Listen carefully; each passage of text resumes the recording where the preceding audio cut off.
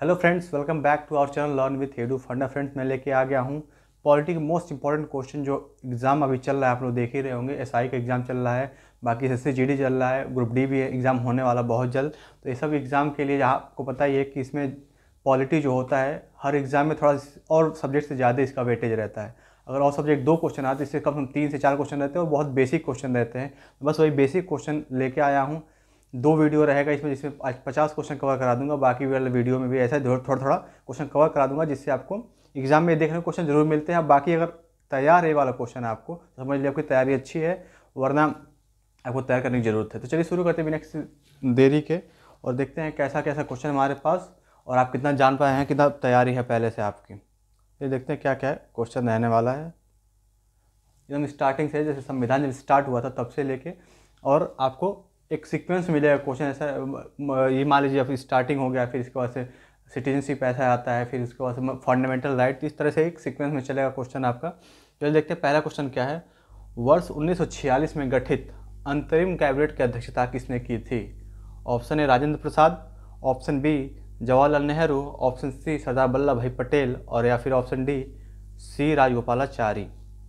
और अगला क्वेश्चन भी लगे आते देखते हैं। ब्रिटिश पार्लियामेंट में चुना जाने वाला पहला भारतीय कौन था? Option A Dadabhai Naoroji, option B Jawaharlal Nehru, option C Sardar Vallabhbhai Patel, या फिर ऑप्शन डी रास बिहारी बोस। फ्रेंड्स, इन नाम से आप बहुत अच्छे से परिचित होंगे। सब नाम ऐसे हैं जो भारत को स्वतंत्र कराने में बहुत बड़ा इनका योगदान रहा है। कई किसी न किसी फील्ड में ये बहुत ही पारंगत थे और बहुत अच्छा उन्होंने अपना काम निभाया था, काम किया था। तो बस इसमें बताना है आपको कौन सा सही ऑप्शन है, क्योंकि सारे बहुत इंपॉर्टेंट नेम हैं, तो कंफ्यूज नहीं होना है। मिलकर तो आंसर कर दिया होगा। तो जो कैबिनेट आंतरिक कैबिनेट बैठी थी पहली बार, उसकी अध्यक्षता किसने की थी?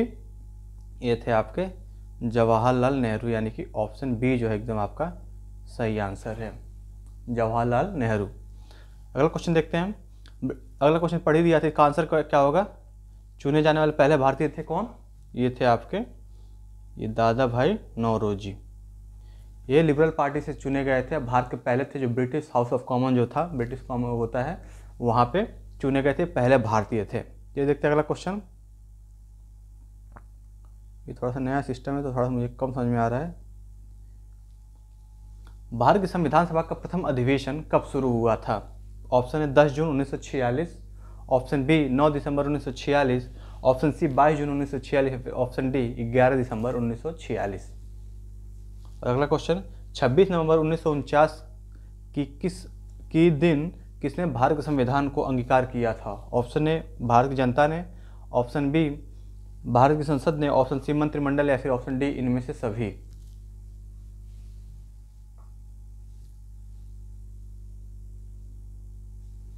ये देखते सही आंसर इसका क्या है। सही आंसर पहले तीसरे नंबर का ऑप्शन बी, यानी कि 9 दिसंबर 1946 को संविधान सभा की पहली बैठक हुई थी, जबकि दूसरी बैठक 11 दिसंबर को हुई थी। और इसी दिन को बनाया गया। पहला जो बैठक होता है उसमें अस्थायी अध्यक्ष किसको बनाया गया था? BN राव को। जबकि 11 दिसंबर जब बना था तो उसमें किसको बनाया गया था? डॉक्टर राजेंद्र प्रसाद को इसका अध्यक्ष बना दिया गया था अस्थायी रूप से। और 13 दिसंबर को बनाया गया था आपका जो नेहरू प्रस्ताव पेश किया गया था, उद्देश्य प्रस्ताव जिसे बोलते हैं, जो नेहरू जी ने पेश किया था, उसको 13 दिसंबर को पारित किया गया था, लाया गया था। और इसका सही आंसर है फ्रेंड्स भारत की जनता ने, क्योंकि भारतीय जनता को डेडिकेट कर सब कहा गया कि हम भारत के लोग। स्टार्टिंग में होता है, आपको देखे होंगे, पढ़े होंगे अगर संविधान के प्रस्तावनों को, तो आपने सुना ही होगा, उसमें लिखा है कि हम भारत के लोग, भारत को एक संपूर्ण प्रभुत्व संपन्न, इस तरह से। तो वही जो अपनाया गया था किसके द्वारा? भारत की जनता द्वारा। देखते हैं अगला क्वेश्चन। संविधान सभा के अस्थायी अध्यक्ष कौन थे? और अगला क्वेश्चन है, भारत की संविधान सभा ने राष्ट्रीय ध्वज को कब स्वीकारा? फ्रेंड्स, तो बताइए था, 5वें नंबर का आंसर क्या था? ये थे अस्थायी, बताया था मैंने, सच्चिदानंद सिन्हा। और ये जो हो गया आपका कब अपनाया गया था, तो ऑप्शन देख लीजिए। आप ऑप्शन तो देख ही ले होंगे। इसका सही आंसर है ऑप्शन सी, यानी कि 22 जुलाई 1947 को राष्ट्रीय ध्वज को अपना लिया गया था संविधान सभा द्वारा। अगला क्वेश्चन देखते हैं। संविधान निर्माता परिषद की झंडा समिति, क्योंकि बहुत सारी समितियां बनाई गई थी इसके लिए, तो उसमें जो झंडा समिति था उसका अध्यक्ष कौन थे? Option A Dadabhai Naoroji, option B JV Kripalani, option C Sardar Vallabhbhai Patel, या फिर ऑप्शन डी रास बिहारी बोस। और अगला क्वेश्चन, संविधान सभा के प्रारूप समिति के अध्यक्ष कौन थे? Option A Dadabhai Naoroji, option B B R Ambedkar, option C Rajendra Prasad या फिर ऑप्शन डी रास बिहारी बोस। फ्रेंड्स इसका सही आंसर है ऊपर वाले क्वेश्चन में 7 का आंसर जो है आपका ऑप्शन बी, यानी कि JV कृपलानी जो थी ये झंडा समिति के अध्यक्ष थे। और ये इसका सही आंसर क्या होगा? प्रारूप समिति का जो अध्यक्ष थे वो कौन थे? BR अम्बेडकर, भीमराव अम्बेडकर। ये देखते हैं अगला क्वेश्चन, राष्ट्रीय ध्वज में लंबाई और चौड़ाई किसका? लंबाई और चौड़ाई का अनुपात बताना है हमको, लंबाई चौड़ाई क्या अनुपात है। और भारत का राष्ट्रीय चिन्ह कहाँ से लिया गया है? बहुत बेसिक क्वेश्चन है फ्रेंड, पर अभी जो स्टार्टिंग होता है इसी से संविधान स्टार्ट होता है, तो आपको काफ़ी कुछ तो पता होगा। अगर नहीं पता है तो समझ लीजिए कि बेसिक क्वेश्चन नहीं पता, तो थोड़ा सा आपको मेहनत करने की जरूरत है इन सब चीज़ों पे। अशोक के स्तंभ से, पटना स्थित संग्रहालय से, ऑप्शन सी जो है आपका बौद्ध विहार से, या फिर ऑप्शन डी प्रयाग प्रशस्ति से। तो क्वेश्चन नंबर 9 का आंसर है आपका ऑप्शन ए, यानी कि 3:2 का रेशियो जो है आपका, ये है आपका लंबाई जो 3 है और एक रेशियो जो है आपका 3 का है, चौड़ाई का है अनुपात 2 है। और ये कहाँ से लिया गया था? ये बहुत बेसिक क्वेश्चन आपको पता ही होगा, अशोक के स्तंभ से लिया गया है जो राष्ट्रीय चिन्ह है हमारा। सत्य में जयते राष्ट्रीय चिन्ह में कहाँ में बताया गया है कि चिन्ह में कहाँ अंकित है? ऑप्शन ए सबसे ऊपर, ऑप्शन बी सबसे नीचे, ऑप्शन बी सी शेरों के बीच में, या फिर ऑप्शन डी धर्म चक्र के ऊपर। और अगला क्वेश्चन है, किस वर्ष जन गण मन को भारत के राष्ट्रीय गान के रूप में अपनाया गया था? ऑप्शन ए 10 जून 1946, ऑप्शन बी 9 दिसंबर 1947, ऑप्शन सी 24 जनवरी, या फिर जन मतलब कि जनवरी है 24 जनवरी 1949, या फिर ऑप्शन डी 24 जनवरी 1950। तो फिर जनगण मन ये राष्ट्रीय गान हो गया, और राष्ट्रगीत भी एक ही दिन, मतलब दोनों को ही एक ही दिन अपनाया गया था, उनका दोनों का डेट और ईयर दोनों ही सेम है। तो इसका सही आंसर है ऑप्शन डी, यानी कि 24 जनवरी 1950 को जो है ये अपनाया गया था। और सत्यमेव जयते राष्ट्रीय जो चिन्ह है ये कहाँ पे है? शेरों के बीच में है। ठीक है फ्रेंड, चलिए देखते हैं अगला क्वेश्चन का क्या होने वाला है। अगला क्वेश्चन हमारे पास, राष्ट्रगान ये प्रथम लिख दिया गया है, प्रथम बार है यहाँ, मतलब कि प्रथम बार कांग्रेस के किस अधिवेशन में गाया गया था? ऑप्शन है लाहौर अधिवेशन 1929, ऑप्शन बी कोलकाता 1911 कोलकाता का अधिवेशन, या फिर ऑप्शन सी सूरत अधिवेशन 1907, या फिर ऑप्शन डी आपका दिल्ली अधिवेशन है 1947। और अगला क्वेश्चन, संविधान का प्रारूप किसने तैयार किया था? Option A BN Rao, option B Bhimrao Ambedkar, option C Rajendra Prasad, option D KM Munshi. तो फ्रेंड्स जो पहली बार गाया गया था आपका राष्ट्रीय गान, जो जनगण मनगण पढ़े हम थोड़ी देर पहले ही, वो कब? कलकत्ता अधिवेशन 1911 में पहली बार गाया गया था। और संविधान का प्रारूप किसने तैयार किया था? तो ये आप लोग कमेंट बताएंगे, क्योंकि इसमें लड़कों को बहुत कन्फ्यूजन हो जाता है भीमराव अम्बेडकर और डॉक्टर राजेंद्र प्रसाद में और BN राव में। तो ये सब कुछ ऐसे कन्फ्यूजन का क्वेश्चन है, तो आप खुद एक बार क्लियर करेंगे नेट से या फिर जहाँ से भी देख के, तो आप कभी भूलेंगे नहीं। क्योंकि ये बहुत अच्छे जो लोग देखा है मैंने, गलती कर देते एग्जाम जब आता है, तो एग्जाम में अगर क्वेश्चन आ गया तो कन्फ्यूज हो जाते हैं लोग। तो इससे अच्छा कि आप लोग खुद एक बार देखेंगे इसको और कमेंट बताएंगे आप लोग क्या इसका सही आंसर है। अगला क्वेश्चन देखते हैं, भारतीय संविधान में धर्मनिरपेक्ष, कौन सा वर्ड? धर्मनिरपेक्ष शब्द किस संविधान संशोधन से जोड़ा गया था? और अगला क्वेश्चन, भारत को गणराज्य इसलिए माना जाता है क्योंकि, क्या रीज़न है कि हम लोग बोलते हैं गणराज्य भारत को? देख सकते हैं ऑप्शन आप, पहला है इसका राज्य अध्यक्ष का चुनाव होता है, ऑप्शन बी उसका अपना निखिल संविधान है, ऑप्शन सी उसकी सरकार संसदीय प्रणाली के अनुसार है, या फिर ऑप्शन डी इनमें से कोई नहीं।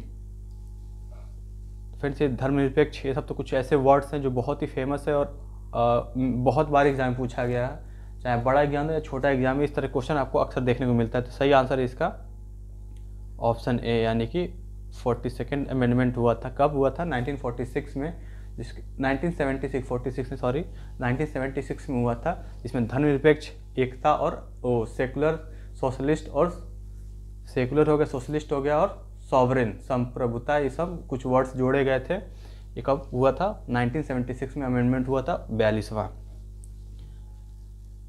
और आपको 2 अमेंडमेंट तो याद ही होना चाहिए, 42वां और 44वां। ये 78 में हुआ था, 1978 में हुआ था, ये वाला, और ये कब हुआ था 1946 में, सॉरी 70 से बार 46 निकल रहा है, 76 मतलब यार इसके 2 साल बाद 44th हुआ था। इसका ईयर कौन सा था 1978।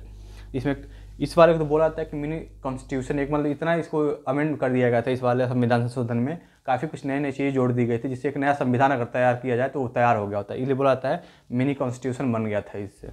ये दोनों बहुत इंपॉर्टेंट है, ये सब पता होना चाहिए आपको, अक्सर एग्जाम में पूछा गया है ये सब चीज़ें।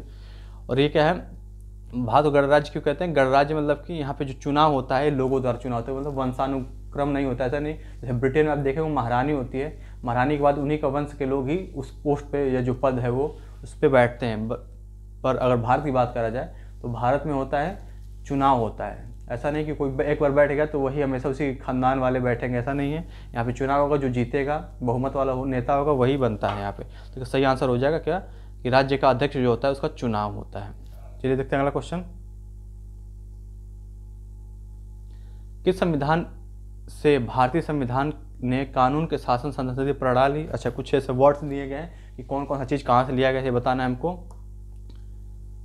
कानून का शासन, संसदीय प्रणाली और कानून प्रक्रिया की प्रणाली ग्रहण की गई, मतलब कहाँ से लिया गया है? अमेरिका संविधान से, ब्रिटिश संविधान से, कनाडा के संविधान से, या फिर रूस के संविधान से। फ्रेंड्स आपको पता ही है जैसे कि आपने पढ़ा होगा कि ये सब बहुत सारे देश से खंगाला गया था, वहाँ के संविधान को कम से कम 64 देशों का देखा गया था संविधान, और वहाँ से जो चीज़ें इंपॉर्टेंट लगी थी, भारतीय जो निर्माता थे यहाँ पे संविधान सभा के, उन्होंने इसको एक्सेप्ट किया था, ग्रहण किया था एज इट इज, या फिर कुछ उसमें मॉडिफाई करके। तो उसी में से ये आपका कुछ है, जैसे संसदीय प्रणाली हो गई, कानूनी प्रक्रिया हो गया, ये किस संविधान से लिया गया, किस देश के संविधान से ये पूछा गया। और अगला क्वेश्चन है, संविधान में संघ को नाम दिया गया है, जो संविधान है इसमें जो संघ है भारत का, इसे क्या नाम दिया गया है? इसको पढ़ेंगे, आर्टिकल फर्स्ट पढ़ेंगे अपना इंडियन कॉन्स्टिट्यूशन का, उसमें बताया गया India that is Bharat, India that is Bharat. तो इसमें देख सकते हैं आप इंडिया, ऑप्शन सी आप देख सकते हैं यहाँ पे, India that is Bharat, option C आपका इसका सही आंसर हो जाएगा। और इसमें जो है आपका ब्रिटिश पार्लियामेंट से लिया गया, ब्रिटिश का जो संविधान था वहीं से लिया गया, संसदीय प्रणाली, कानूनी प्रक्रिया, ये सब, कानून का शासन। और कनाडा से देखेंगे अगर आप तो कनाडा से क्या लिया गया, अवशिष्ट शक्तियाँ ली गई हैं जो बहुत फेमस है, अवशिष्ट शक्तियाँ हो गई। रूस से क्या लिया गया आपका, मौलिक कर्तव्य लिया गया यूएसएसआर से। और अमेरिका से भी काफ़ी कुछ लिया गया, जिसमें फेमस चीज़ आपका मौलिक अधिकार हो गया आपका, और वित्तीय आपात हो गया, न्यायपालिका, न्याय से चीज़, मैक्सिमम चीज़ें जो न्याय वाली चीज़ें हैं वहीं से लिया गया है, न्याय जैसे न्यायिक पुनरावलोकन हो गया ये सब। और राष्ट्रपति पे जो इम्पीचमेंट चला जाता है ये अमेरिका से ही लिया गया है। बाकी बहुत कुछ लिया गया है, पर अभी जो यहाँ पे थोड़ा सा आपका क्विक रिवीजन किया जा रहा है यहाँ पे, तो बस वही जानिए। और बाकी आप पढ़े तो होंगे ही अगर एग्ज़ाम देने, क्योंकि एग्ज़ाम का पास में है तो आप सब तैयार किए होंगे सब चीज़ें, बस एक रिवीजन के लिए है। अगर आपको तैयार है समझ लीजिए कि आपकी ये रिवीजन और तैयारी बहुत अच्छी है।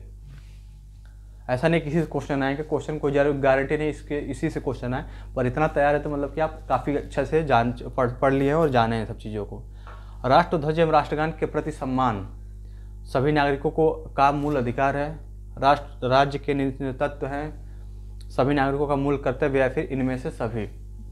अगला क्वेश्चन क्या है, किस संविधान से भारतीय संविधान के संशोधन की प्रक्रिया की प्रेरणा ग्रहण की गई है? ये थोड़ा ऑप्शन देख लीजिएगा, ऑप्शन इसमें कोई सही नहीं है, तो आप लोग कंफ्यूजन नहीं होना कि क्या इसमें तो ऑप्शन ही नहीं मिल रहा है, कुछ भी लगा के चला है नहीं, इसमें ऑप्शन सही नहीं है। आप बस कमेंट में बता सकते हैं आप कि क्या सही इसका आंसर होगा। और आपने अगर पढ़ा होगा उसको मूल कर्तव्य के बारे में, तो मूल कर्तव्य में ऐसा बताया गया है, ये मूल अधिकार नहीं है किसी का, ये आपका नागरिकों का, सभी नागरिकों का एक कर्तव्य, एक तरह का कर्तव्य दिया गया है ये सब। और ये कहाँ से लिया गया है, इसका ऑप्शन अगर ई में इसमें ऐड करूँ तो ये लिया गया आपका साउथ अफ्रीका से, साउथ अफ्रीका से लिया गया है ये क्या, संशोधन की प्रक्रिया। चलिए अगला देखते हैं। भारत में रहने वाला ब्रिटिश नागरिक दावा नहीं कर सकता है। दावा मतलब कि किस चीज़ पर हक नहीं दिखा सकता, किस चीज़ के बारे में, व्यापार और व्यवसाय की स्वतंत्रता को अधिकार पर, विधि के समक्ष समानता पर, धर्म के स्वतंत्रता के अधिकार पर, या फिर ऑप्शन डी इनमें से सभी। और अगला क्वेश्चन है, निम्नलिखित में से कौन मूल अधिकारों से में सम्मिलित नहीं है, मूल अधिकार में सम्मिलित नहीं है? देखते हैं, संपत्ति का अधिकार, सभा करने का अधिकार, ऑप्शन सी संघ गठित करने का अधिकार, या फिर ऑप्शन डी इनमें से कोई नहीं।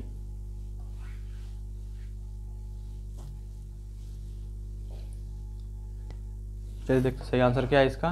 तो पता है फ्रेंड्स, कुछ ऐसे आर्टिकल हैं जिसमें बताया कि सिर्फ भारतीय नागरिकों को दिया गया है। नागरिक होना और यहाँ पे आकर रहना अलग चीज़ें होती है।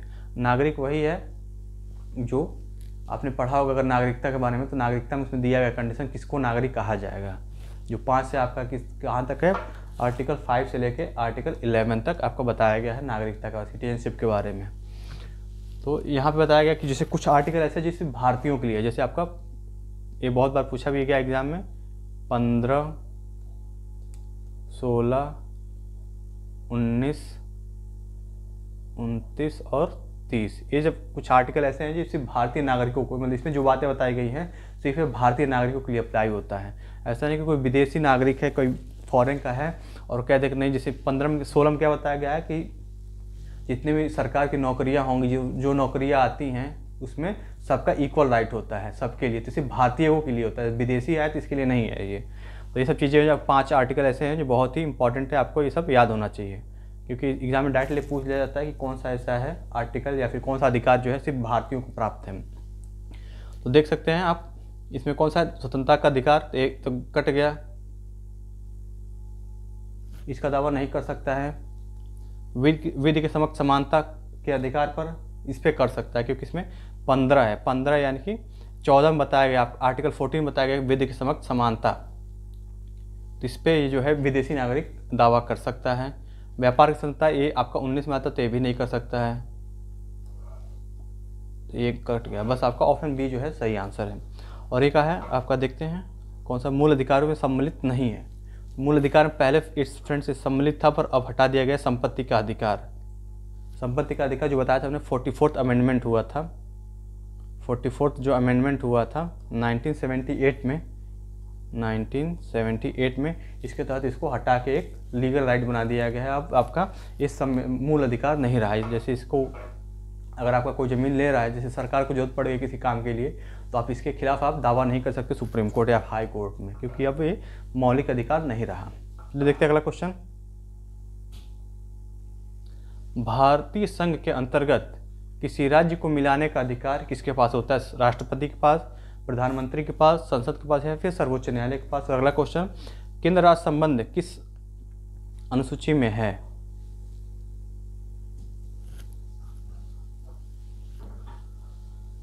यहाँ थोड़ा सा मुझे लग रहा है केंद्र राज्य संबंध, यहाँ पे तो कोई अनुसूची में तो केंद्र राज्य संबंध के बारे में नहीं बताया गया। कुछ शक्तियों का विभाजन बताया गया है, केंद्र राज्य जो शक्तियाँ होती हैं उसमें विभाजन जो है किस आधार पे हुआ है, किस सूची में बताई गई है। तो यहाँ पे फ्रेंड थोड़ा सा मैं करेक्शन करना चाहूँगा इसको। यहाँ पे कह सकते हैं कि शक्तियों का जो विभाजन है ये किस अनुसूची में बताया गया है। तो फ्रेंड्स ये बताया गया आपका, आपने पढ़ा होगा अगर, तो 7 जो है आपका शेड्यूल, 7th शेड्यूल, उसमें शक्तियों का विभाजन बताया गया कि समवर्ती सूची, जैसे इंग्लिश में बोलते कॉन्करेंट लिस्ट, स्टेट लिस्ट और यूनियन लिस्ट। तो ये सब लिस्ट है, 3 लिस्ट है जिसमें बताया गया कि किस किस पे राज्य सरकार कानून बना सकती है और किस पे आपका केंद्र सरकार। एक समवर्ती सूची होता है जिसमें राज्य सरकार और केंद्र सरकार दोनों ही बना सकती है। पर अगर ऐसी बात हो जहाँ पे दोनों आमने सामने आ, जैसे राज्य सरकार और केंद्र सरकार दोनों आमने सामने आ जाए, तो माने किसका होगा? आपको पता है जब केंद्र बड़ा होता है तो केंद्र की बात ही मानी जाएगी उसमें। और यहाँ पे किसी राज्य को मिलाने का अधिकार किसके पास है? ये है आपका राष्ट्रपति के पास। अगला क्वेश्चन देखते हैं हम। भारतीय संविधान की 8वीं अनुसूची में कितने भाषाओं को मान्यता दी गई है? Option 17, option B 28, option C 22 या फिर ऑप्शन डी 19। और अगला क्वेश्चन, राज्य के नीति निर्देशक तत्व, क्या नीति निर्देशक तत्व को शामिल करने का उद्देश्य क्या था? ऑप्शन है फ्रेंड्स, बहुत अच्छा क्वेश्चन है, एक लेवल का क्वेश्चन है इसे कह सकते हैं। अगर आप अच्छे से थोड़ा पढ़े तभी समझ पाएंगे, इसका आंसर कर पाएंगे आप। राजनीतिक प्रजातंत्र को स्थापित करना, ऑप्शन बी सामाजिक प्रजातंत्र को स्थापित करना, गांधीवादी प्रजातंत्र को स्थापित करना, या फिर ऑप्शन डी सामाजिक और आर्थिक प्रजातंत्र को स्थापित करना। तो फ्रेंड्स ये तो काफ़ी कॉमन सा क्वेश्चन है, पढ़े होंगे आप बहुत अच्छे से इसको। 8वीं अनुसूची के बारे में 8th शेड्यूल जो है आपका, उसमें 22 भाषाओं को मान्यता दी गई है अभी जो वर्तमान में है, 22 भाषाओं को। जबकि जब संविधान लागू हुआ था तो उसमें कितनी थी भाषाएं? उसमें थी आपकी 14 भाषाएं, 14 भाषाएं। फिर धीरे धीरे बढ़ते बढ़ते इसको आज इतना बढ़ते समय 22 कर दिया गया है। अमेंडमेंट टाइम पे होते रहे हैं यहाँ पे, जैसे पहले 21वां हुआ, फिर 61वां हुआ, सॉरी 71वां हुआ, 61, 71 और फिर 92, 3 अमेंडमेंट हुए हैं। 21 हुआ था, फिर 71 हुआ था, फिर 92। ये अलग अलग टाइम पे होते रहे हैं। यहाँ पे पहले सिंधी जोड़ा गया था इस वाले से, सिंधी। फिर उसके बाद 76 में हुआ था आपका नेपाली, फिर मणिपुरी और कोंकणी। ये 3 जोड़े गए थे आपका। 71st अमेंडमेंट हुआ था इसके तहत। फिर जो 92 हुआ था, इसमें बोडो, डोगरी, मैथिली और संथाली, BDMS कह सकते हैं इसको, BDM और S, बोडो, डोगरी, मैथिली और संथाली, ये सब बढ़ा जोड़ के इसको कितना कर दिया गया है, अब जो हो गया है 22। और फ्रेंड्स का सही आंसर इस वाले का होगा आपका ऑप्शन डी, यानी कि ये हो गया। सामाजिक और आर्थिक प्रजातंत्र को स्थापित करने के लिए ये किया गया था शामिल से। ये देखते हैं अगला क्वेश्चन हम। भारत के संविधान में शांति एवं सुरक्षा के संवर्धन का उल्लेख कहाँ किया गया है? ऑप्शन ए संविधान के प्रस्तावना में, ऑप्शन बी मूल कर्तव्य में, ऑप्शन सी 9th शेड्यूल में, या फिर ऑप्शन डी DPSP यानी कि निम्नलिखित तत्वों में। और अगला क्वेश्चन, निम्नलिखित में से कौन सा मद भारत के संविधान की समवर्ती सूची में है? मतलब कौन सी बात ऐसे जो मद मतलब कि वही कौन सा मैटर जो कह सकते हैं, मामला कुछ जो है ये किसमें है आपका समवर्ती सूची में। फ्रेंड बताया था मैंने 7th शेड्यूल है, इसमें ये सब बताया गया है। तरह तरह की सूचियाँ हैं, उसमें तरह तरह के विषय डाले गए हैं। इसमें आपको कुछ राज्य बना सकता है इस पर कानून, किसी पे सेंट्रल गवर्नमेंट बना सकती है, कुछ ऐसे मैटर्स होते हैं जिसपे आपका राज्य और केंद्र दोनों ही बना सकता है। अगला क्वेश्चन है, बल्कि ऑप्शन देखना है इसका, जनसंख्या नियंत्रण और परिवार नियोजन बना सकता है। ऑप्शन बी राज्य लोक और सुरक्षा, प्रति व्यक्ति कर, और ऑप्शन डी है आपका ये ऑप्शन डी जो भी हो, लेकिन ऑप्शन समझ लीजिए कि गलत है। निखात तो कुछ नहीं होता है, इसको छोड़ दीजिए। मान लीजिए आपके पास ऑप्शन 3 ही ऑप्शन ही है, तो अच्छा है कि 3 ऑप्शन है, मतलब कि आपके थोड़ा सा अगर नहीं पता तो चांसेस कम हो गए हैं आपके गलत होने के। तो देखते हैं सही आंसर है फ्रेंड्स, ये बताया जो गया है आपका शांति एवं सुरक्षा का संवर्धन, ये आपका DPSP में बताया गया है। आर्टिकल जो 51 है आपका, जिसमें यही बताया गया कि अंतर्राष्ट्रीय शांति एवं सुरक्षा के बारे में। और समवर्ती सूची का विषय कौन सा है आपका? जनसंख्या नियंत्रण एवं परिवार नियोजन। ये 42nd जो अमेंडमेंट हुआ था, 42nd कब हुआ था? 19 मैं तो बता चुका हूँ, इसको पहले भी एक बार फिर बताता हूँ, 1976 में हुआ था, जिसके तहत सब जोड़ा गया था, जनसंख्या नियंत्रण एवं परिवार नियोजन। इसके अलावा जोड़ा गया था बाट एवं माप, शिक्षा, वन, न्याय प्रशासन, ये सब कुछ ऐसे मतलब कॉमन चीज़ें हैं जो बहुत बार एग्जाम में पूछा गया। तो कम हम ये सब चीज़ें जो 4-5 ये तो पता होना चाहिए, क्योंकि अमेंडमेंट के थ्रू से जोड़ा गया था। अब बाकी सब आपका लोक स्वास्थ्य, ये सब सुरक्षा जो है आपका किस में है? राज्य का है। प्रति व्यक्ति कर, ये भी राज्य है, और ये पता नहीं क्या है, इसको छोड़ दीजिए। इसका सही आंसर ऑप्शन ए था। भारत के संविधान के संदर्भ में कौन सा युग्म सही है? देखना है वही सूची जो बताया गया, 3 सूचियां हैं, जिसमें से कुछ अलग अलग विषय है, बताना है कि कौन सा युग्म सही है, यानी कि 3 गलत होंगे, एक ही केवल सही होगा। तब देखते हैं कौन सा है। शेयर बाजार जो है राज्य सूची का विषय है, वन जो है समवर्ती सूची का विषय है, बीमा जो है संघीय सूची का विषय है, या फिर ऑप्शन डी विवाह एवं तलाक जो है समवर्ती सूची का विषय है।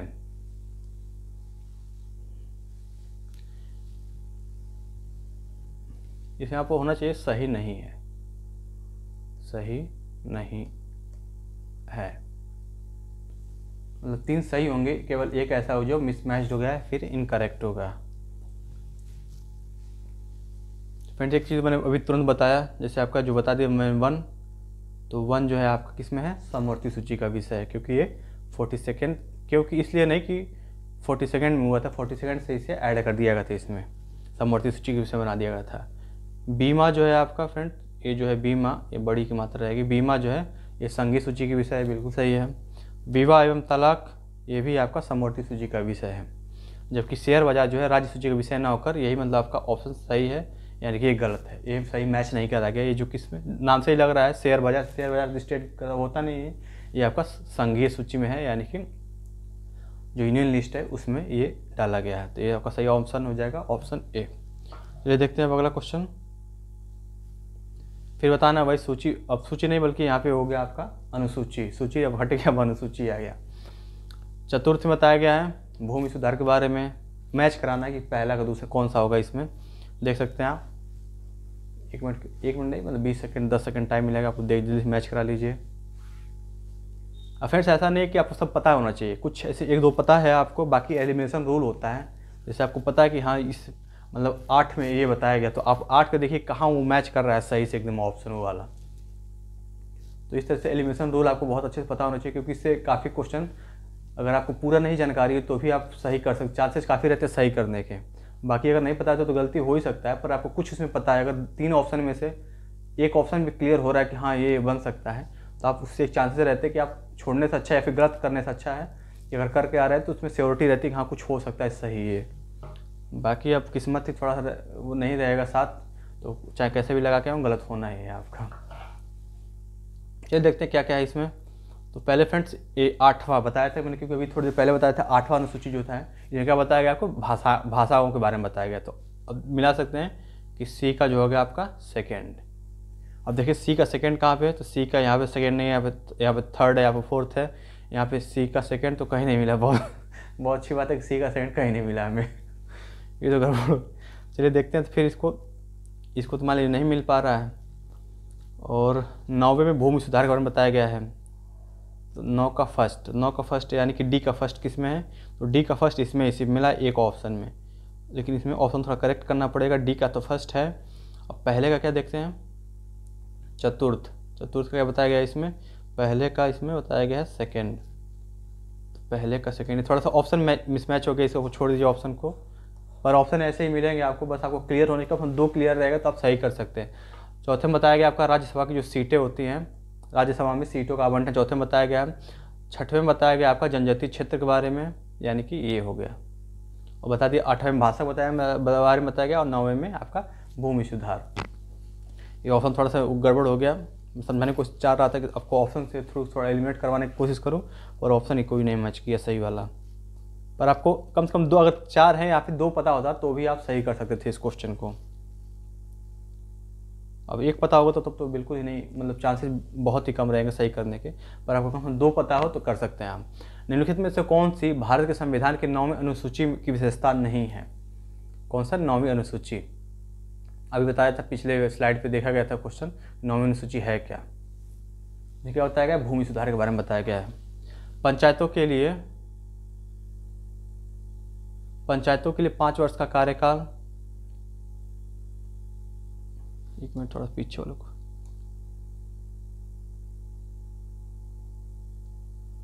नौवीं अनुसूची भूमि सुधार,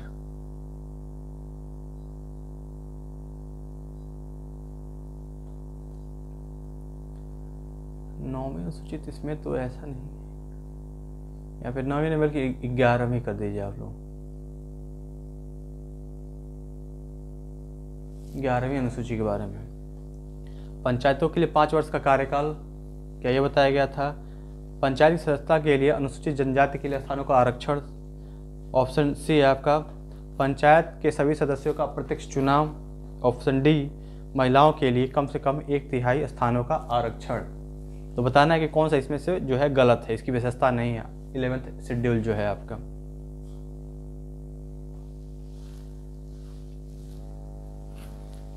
फ्रेंड का सही आंसर है ऑप्शन सी, यानी कि जो इसमें चुनाव जो होता है ये अप्रत्यक्ष न होकर बल्कि प्रत्यक्ष होता है। ग्राम से जैसे प्रधान जो होता है, गांव का मुखिया जो होता है, उसका चुनाव से डायरेक्ट किया जाता है, इसलिए ये इसमें लिखा है अप्रत्यक्ष, तो गलत हो जाएगा। बाकी सब इसमें 5 वर्ष का कार्यकाल होना चाहिए। महिलाओं के लिए 1/3 जो होता है सीट रिजर्व किया जाता है, और इसमें SC ST के जो कास्ट होते हैं उनके लिए 1/3 सीट रिजर्व होता है। अगर महिला जो है अगर SC ST की है तो उसको 2 आरक्षण मिलता है, एक तो महिला होने का और दूसरा जो है आपका SC ST की महिला होने का, मतलब 2 आरक्षण उसको दिया जाता है। ये किससे संबंधित है फ्रेंड्स, ये बलवंत राय मेहता समिति जो आई थी उसने ये सब बताया था कि ऐसे चुनाव होंगे राज्य गांव मतलब ग्राम लेवल पे, तो उन्होंने ही रिकमेंड किया था इस तरह के। उन्होंने 3rd टियर बताया था आपका, तो उसमें से एक पहला टियर यही था गाँव के लिए। संविधान, भारत के संविधान की किस अनुसूची में विभिन्न राज्यों में अनुसूचित क्षेत्रों का प्रशासन नियंत्रण के बारे में बताया गया है। अभी तुरंत बताया था मैंने फ्रेंड, थोड़ी देर पहले ये वाला क्वेश्चन आया था, मैंने बताया था वो वाला जिसमें मैच कराना था, पर ऑप्शन थोड़ा सा इधर उधर हो गया था। अगला क्वेश्चन, निम्नलिखित में से किस एक संस्कृति के आधार पर मूल कर्तव्यों के संबंधित प्रावधानों को भारत के संविधान में जोड़ा गया। मतलब किसने रिकमेंड किया था मूल कर्तव्यों के बारे में? ऑप्शन ए मेहता समिति, ऑप्शन बी आंगेर समिति, ऑप्शन सी स्वर्ण सिंह समिति, या फिर ऑप्शन डी ठक्कर समिति। डी को ठीक बोले। चलिए देखते हैं इसका सही आंसर। इस वाले तो सही आंसर को बता ही दिया था मैंने, 5th। और इस वाले का सही आंसर फ्रेंड्स ये है, स्वर्ण सिंह कमेटी जो थी रिकमेंड किया था इसने, इसके लिए मूल कर्तव्यों के लिए। और फ्रेंड्स इन जो स्वर्ण सिंह समिति ने थी ये 8 ही बता रही थी, इन्होंने जो रिकमेंड किया था उसमें 8 ही बताई थी, 8 मौलिक कर्तव्यों का, जिसमें से एक इन्होंने बताया था कि टैक्स देना भी होता है, ये भी इस मूल कर्तव्य में शामिल कर दिया जाए। और इन्होंने एक बात और बताई थी कि अगर जो मूल कर्तव्यों का पालन नहीं कर रहा जाए, मतलब कोई आदमी जो मूल कर्तव्यों का पालन नहीं कर रहा है तो उसके लिए सजा का प्रावधान भी इन्होंने रिकमेंड किया था, पर गवर्नमेंट ने नहीं माना और इन्होंने 8 बताया तो उन्होंने 10 किया था, उसमें इसको हटा दिया था। जो टैक्स देने का उसको मूल कर्तव्य बताया गया था, इन्होंने बताया कि नहीं मूल कर्तव्य में इसको भी शामिल किया जाना चाहिए, पर इसको नहीं माना इन्होंने और इसको क्या बोलते हैं वो दंडनीय नहीं बनाया गया था। हालांकि संसद चाहे तो बना सकती है, पर संसद ने ऐसा नहीं किया। अगला क्वेश्चन देखते हैं हम। जब कोई न्यायालय आदेश द्वारा किसी लोक प्राधिकारी को उसके कर्तव्यों के लिए निर्देश देता है, यदि उसके कर्तव्य पूरा ना करने के याचिकाकर्ता को क्षति पहुंचती है तो इस निम्नलिखित, मतलब आपने पढ़ा होगा रिट जो है दायर किया जाता है जो सर्वोच्च न्यायालय या फिर उच्च न्यायालय होता है, कुछ उसमें उसका नियम कानून है कि इस तरह से करेगा। तो उसमें अगर लोक प्राधिकारी जैसे कोई लोक सेवा का अपना काम नहीं कर रहा है सही तरीके से, तो उसके लिए क्या है, सर्वोच्च न्यायालय उसको आदेश देती है कि अपना काम करो, ऐसा ऐसा करो। तो उसको क्या बोला गया है अगर देखा जाए तो इस भाषा में, तो आप देख सकते हैं आदेश देना मतलब परमादेश, परम मतलब कि बड़ा, और आदेश मतलब कि जो सर्वोच्च न्यायालय पावर उसके पास पावर होता है सर्वोच्च न्यायालय के पास, और सिर्फ ये उच्च न्यायालय, सिर्फ 2 न्यायालय के पास ही ये पावर है इस तरह का करने का, रिट जारी करने का। तो चलिए सही इसका आंसर हो जाएगा आपका ऑप्शन सी, ये 32 के तहत करती है सर्वोच्च न्यायालय, आर्टिकल 32 के तहत। और अगर बात करें हम लोग हाई कोर्ट की तो 226 के तहत, 226 के तहत हाई कोर्ट, ART मतलब कि आर्टिकल, ये हो गया आपका सुप्रीम कोर्ट और ये हो गया आपका हाई कोर्ट। देखते हैं अगला क्वेश्चन। भारत की नागरिकता निम्नलिखित में से कैसे प्राप्त की जा सकती है? जन्म से, वंशानुक्रम से, देशीकरण से, या फिर सभी से? और ऑप्शन डी तो हो गया सभी से। अब अगला क्वेश्चन देखते हैं। भारत का संविधान का भाग 3 संबंध है, मतलब भाग 3 में क्या बताया गया है? DPSP के बारे में, मूल कर्तव्यों के बारे में, मौलिक अधिकारों के बारे में, या फिर नागरिकता के बारे में? फ्रेंड्स ये जो नागरिकता है ये तीनों ही तरीके से, मतलब जन्म से भी मिल सकता है आपको, मतलब वो वंश कोई रह रहा है, मतलब जैसे दादी बाबा या फिर उनके भी कोई पिता जी लोग रह रहे हैं यहाँ पे, तो उनके थ्रू भी आप अपना सब पा सकते हैं, चाहे तो आप नागरिकता ले सकते हैं भारत की, पर उसका कुछ कंडीशन है, उसको फुलफिल करना पड़ेगा। फिर देशीकरण के द्वारा, तो मतलब इन सभी से आप चाहे तो आप नागरिकता ले सकते हैं भारत की। और जो भाग 3 है, भाग 3 बहुत कॉमन है, ये बहुत पढ़े होंगे आप अच्छे से। ये मौलिक अधिकारों से संबंधित है, कहाँ तक है? ये आर्टिकल 12 से लेके आर्टिकल 35 तक, इसके में बताया गया आपका मौलिक अधिकारों के बारे में। भारतीय संविधान के अनुच्छेद 352 के अनुसार राष्ट्रीय आपात की उद्घोषणा निम्नलिखित में से किन परिस्थितियों में की जा सकती है? ऑप्शन है असंवैधानिक मशीनरी की विफलता पे, वाह्य आक्रमण पे, आंतरिक अशांति पे, या फिर ऑप्शन डी युद्ध, वाह्य आक्रमण अथवा सशस्त्र विद्रोह। फ्रेंड का सही आंसर है ऑप्शन डी, युद्ध, वाह्य आक्रमण या फिर सशस्त्र विद्रोह। पहले इसमें वर्ड था कि आपका आंतरिक अशांति, तो इसको हटा के क्या कर दिया गया था? सशस्त्र विद्रोह किया गया था। आंतरिक अशांति पे नहीं बल्कि सशस्त्र विद्रोह, अगर जैसे देश के नागरिक की सरकार के खिलाफ सशस्त्र विद्रोह करने लगे, वो भी शस्त्र के साथ, मतलब कि हथियार उठा ले सरकार के खिलाफ, तब इसमें क्या कर सकते हैं हम? प्रेसिडेंट के पास पावर होता है कि वो इमरजेंसी डिक्लेयर कर सकता है। और कब कर सकता है? मंत्रिमंडल के लिखित सिफारिश पे। पहले ऐसा नहीं था, पहले ऐसे था कि ऐसे बोल दिया गया और राष्ट्रपति जो है बाध्य था, पर बाद में इसे कहा कि नहीं, एक बार मंत्रिमंडल की लिखित सिफारिश पे होगा, और एक बार चाहे तो राष्ट्रपति उसे पूरा मतलब विचार के लिए कह सकता है कि एक बार और देख लीजिए इस पर क्या एकदम जरूरी है इससे लगाना कि नहीं। तो अगर फिर से मंत्रिमंडल बोल ले कि नहीं करना ही पड़ेगा, जरूरी है ये, तो बाध्य है उसके लिए।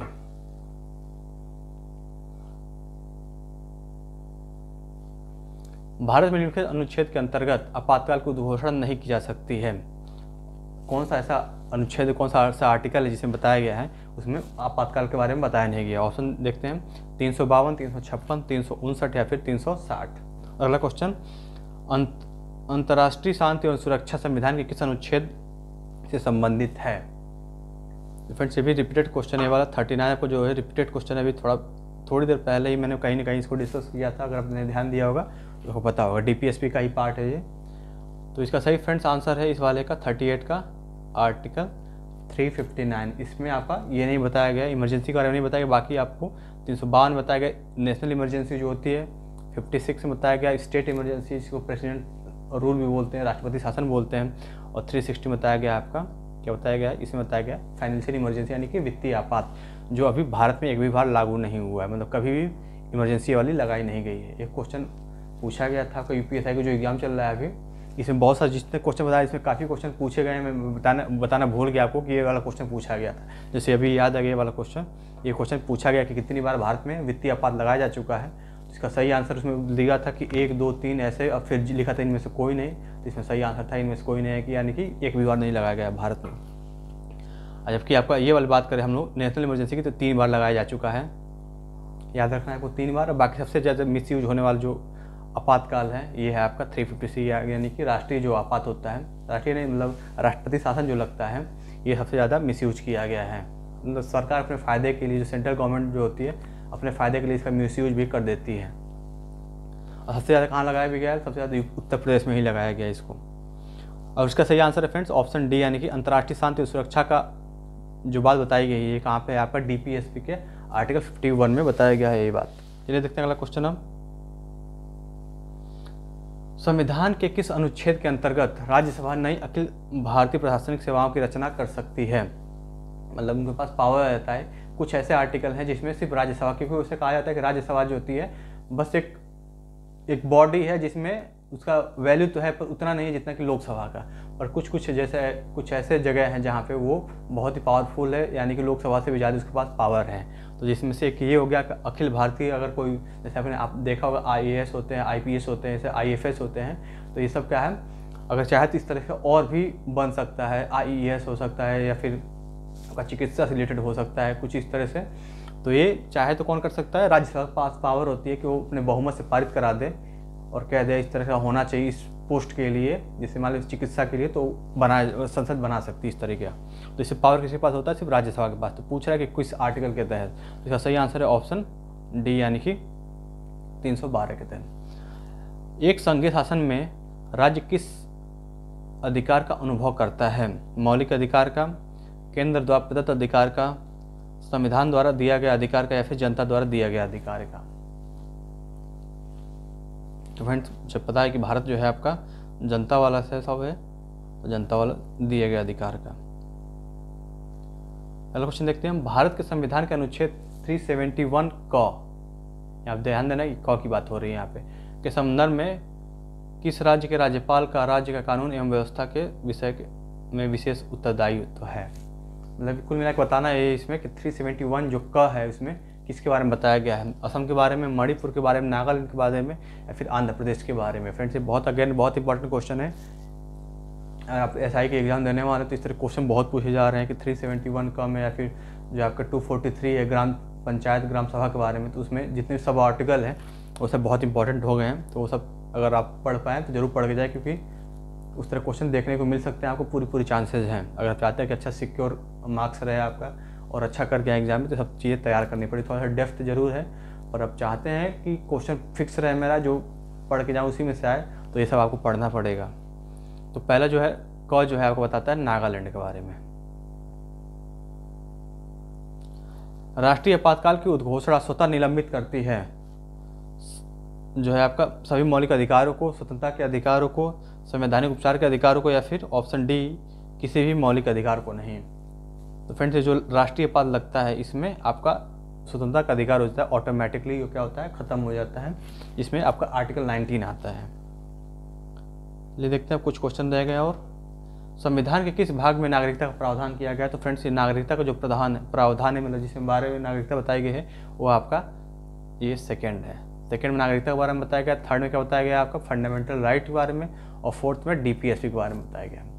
और पहला बताइए आपका संघ राज्य क्षेत्र के बारे में बताया गया भारत के। राष्ट्रपति शासन घोषित किया जा सकता है केंद्रीय मंत्रिमंडल के लिखित सिफारिश पे। तो फ्रेंड बताया था मैंने स्टार्टिंग में ही कि केंद्रीय मंत्रिमंडल जो होती है उसी के लिखित सिफारिश पे ही ये राष्ट्रपति शासन, अच्छा यहाँ पर राष्ट्रपति शासन, सॉरी ये राष्ट्रपति शासन इसके मतलब ये वाला नहीं होगा, ये तो नेशनल इमरजेंसी लगता है, ये तो राष्ट्रपति शासन मतलब स्टेट में लगाना है। तो इसके लिए क्या सही आंसर हो जाएगा आपका, राष्ट्रपति इस बात के सहमत हो कि राज्य का शासन संविधान के उपबंधों के अनुसार नहीं चलाया जा सकता। यानी कि राष्ट्रपति को अगर लग जाए ऐसा कि जो राज्य में जो शासन लगाया जा रहा है वहाँ पर जो संविधान के अनुसार जो पावर दी गई है या फिर कोई निर्देश दिया जा रहा है राज्य को, उसके हिसाब से चल नहीं रहा है अगर राज्य, तो राष्ट्रपति लगा सकता है। और एक इसमें थोड़ा से ऑप्शन दो मुझे लग रहा है ऐसा ये भी हो सकता है, क्योंकि संबंधित राज्य का राज्यपाल अगर बताता है कि नहीं यहाँ संविधान के हिसाब से या फिर जो सेंट्रल गवर्नमेंट का जो निर्देश जारी हो रहा है उसके हिसाब से अगर नहीं चलाया जा रहा है तो राष्ट्रपति इस पर लगा सकता है राष्ट्रपति शासन। तो इसमें अगर बेहतर यही होगा कि अब दोनों बी और सी दोनों होना चाहिए इसका सही आंसर। राष्ट्रपति खुद से भी कर सकता है या फिर राज्यपाल अगर बोले उसे ऐसा करने के लिए तो भी मतलब डिक्लेयर कर सकता है। अभी तक राष्ट्रीय आपातकाल कितनी बार घोषित किया जा चुका है, तो राष्ट्रीय आपातकाल जो बताया जा रहा है फ्रेंड्स, ये तो मैंने बताया था स्टार्टिंग में 3 बार हो चुका है। निम्नलिखित में से कौन सा भारत के राष्ट्रपति के निर्वाचक गण का तो भाग है परंतु उसके महाभियोग का भाग नहीं है, तो कौन सा है, लोकसभा, राज्यसभा, राज्य की विधान परिषद या फिर राज्य की विधानसभा है। तो फ्रेंड का सही आंसर है ऑप्शन सी, यानी कि जो राज्य की विधानसभा परिषदें होती हैं ये इसके इम्पीचमेंट में भाग नहीं लेती किसके, राष्ट्रपति के। अगला क्वेश्चन देखते हैं, अब बस 2 क्वेश्चन रह गया। राष्ट्रपति के निर्वाचन के राज्य मुख्यमंत्री मतदान करने का पात्र नहीं होता, वह स्वयं प्रत्याशी हो। ऑप्शन देख सकते हैं, इसका आंसर आप लोग कमेंट में जरूर बताएंगे क्योंकि अच्छा क्वेश्चन है। भारत के राष्ट्रपति की मृत्यु, पदत्याग अथवा हटाए जाने पर हुई रिक्ति की सीमा कितने दिन के अंदर भरना चाहिए, तो 6 माह के अंदर का सही आंसर है फ्रेंड ऑप्शन डी, यानी कि अगर राष्ट्रपति की मृत्यु हो जाती है या फिर उसको हटा दिया जाता है तो 6 महीने के अंदर उसे उस पोस्ट को भरा जाना चाहिए। आकस्मिक निधि को राष्ट्रपति कैसे व्यय कर सकता है, राष्ट्रीय संकट के समय में, संसदीय स्वीकृति के बाद, संसदीय स्वीकृति के पूर्व, या फिर व्यय नहीं कर सकता है। फ्रेंड जो आकस्मिक निधि होती है उस पर राष्ट्रपति का पूरा अधिकार होता है, यह राष्ट्रीय संकट के समय यानी कुछ ऐसा अचानक से आ जाता है इमरजेंसी तो उसे कर सकता है। तो फ्रेंड्स ये थे कुछ मोस्ट इंपॉर्टेंट क्वेश्चन। मुझे लग रहा है कि इस क्वेश्चन को अगर पढ़ेंगे आप, अगर पहले से आपको सब तैयार था इसमें से, तो बहुत अच्छा आपकी तैयारी है, उसको अच्छे करने की ज़रूरत है। बाकी फ्रेंड्स मिलते हैं आपसे अगली वीडियो में। अगर वीडियो पसंद आया तो लाइक और शेयर जरूर करिएगा और हमारे चैनल पर नए तो सब्सक्राइब करिए। चलिए फ्रेंड मिलते हैं आपसे अगली वीडियो में, तब तक बने रहिए, पढ़ाई करिए अच्छे से। Thank you.